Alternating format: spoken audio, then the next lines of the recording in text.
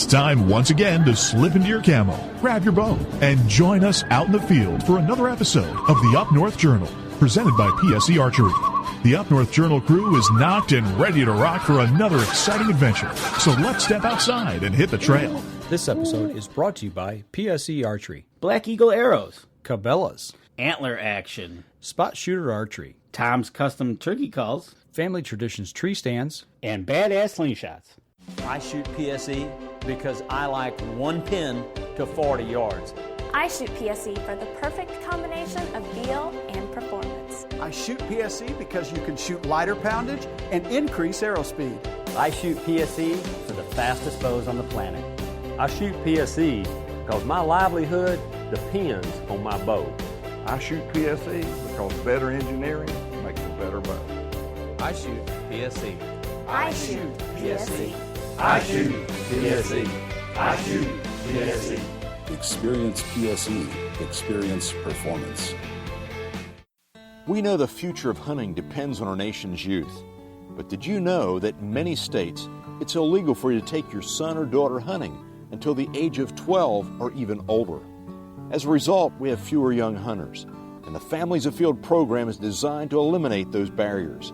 Hunting is safe, and the safest hunters afield are young people with adult mentors. Visit our website at familiesafield.org to find out how you can bring more families afield.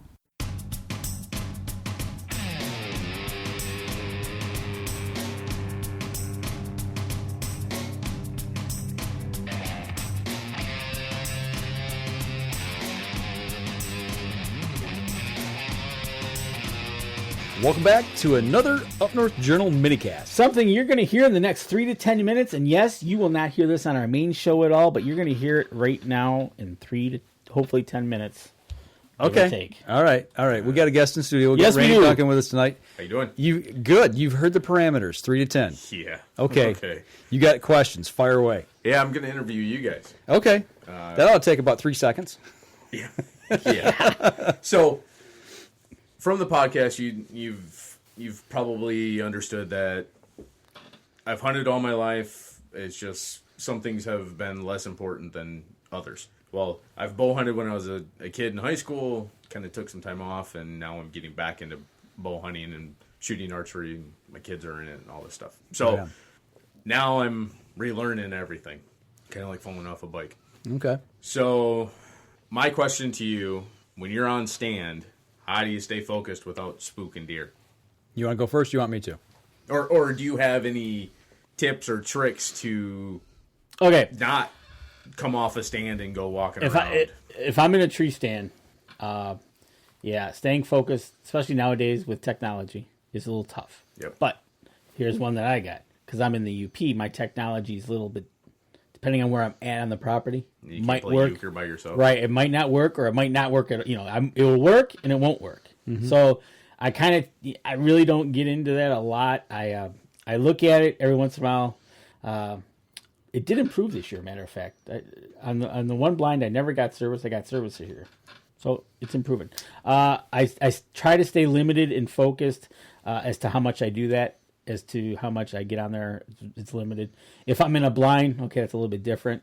I try to run through scenarios in my head of what's going on. Try to play things out in my head. If this happens, what do I do? Or if this, I try to do that. If I'm in the blind, I play that mental game of, okay, he's going to come out right here. I haven't seen no deer come out to my right, so the deer's going to come out to my right. So what do I do? I try to do that little games in my head. Other than that, it does get tough. There's no doubt about it. Watching the squirrels sometimes does get monotonous. Counting leaves and trees, I lose count after 10. But, it's just a big mental game. And that's why you're so tired at the end of the day, I think.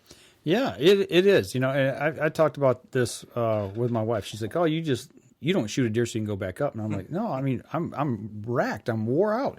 And Madeline, this week, we're coming home. She's like, man, I am so tired, but we didn't do anything. I go, well, it's what happens when you hunt, and you're constantly on alert. The thing that I do a lot of what you're talking about, run scenarios. Okay, if he's coming down this ridge, where's my shooting lane at? What's that distance? And sometimes I'll pull out my Vortex rangefinder and I'll say, okay, that tree over there, I think that's, 30 yards. Boom, I'll hit it. So I'm doing something constructive instead of just playing with technology, which I do occasionally, but I try to leave that put away as much as possible. But if I'll get my rangefinder, and every now and then I'll start ranging different things that I don't know the distance of. But the biggest thing that keeps me going in the field is binoculars. I always got my Vortex binos with me, and I'm constantly up and down on the glass. If I hear something, especially off in the distance, I got them up, and I'm focusing through the woods at distances until as far as I can see clearly.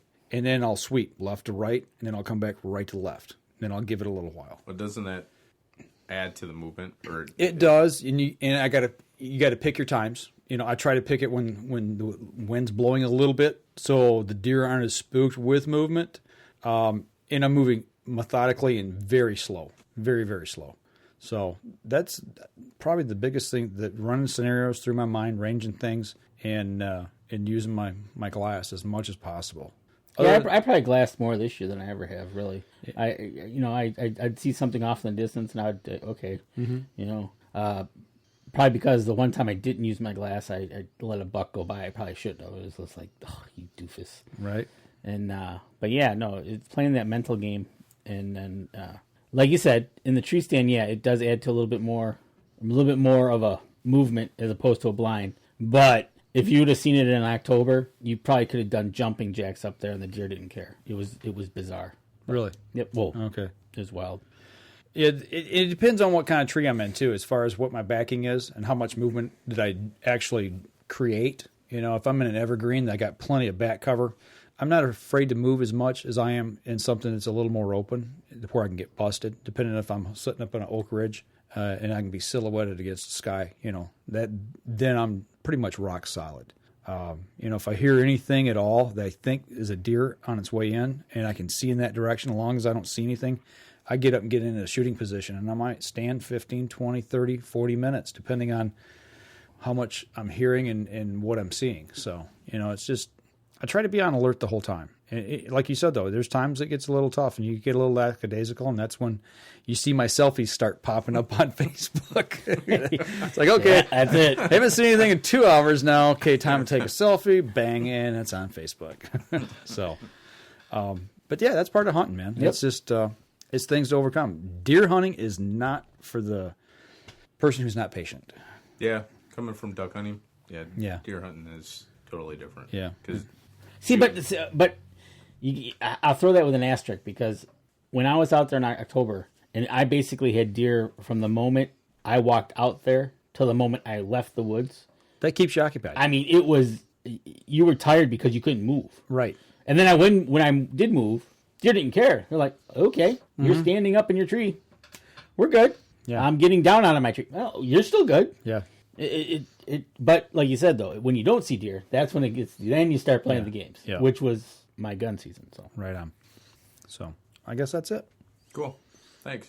All right, that'll do it for this minicast. This episode was brought to you by PSE Archery, Black Eagle Arrows, Cabela's, Antler Action, Spot Shooter Archery, Tom's Custom Turkey Calls, Family Traditions Tree Stands, and Badass Slingshots. Thanks for listening, and join us again here next week. Until then, remember, as we always like to say, if you're out on the water or in the woods, shoot straight and be safe. Until next week on the Up North Journal.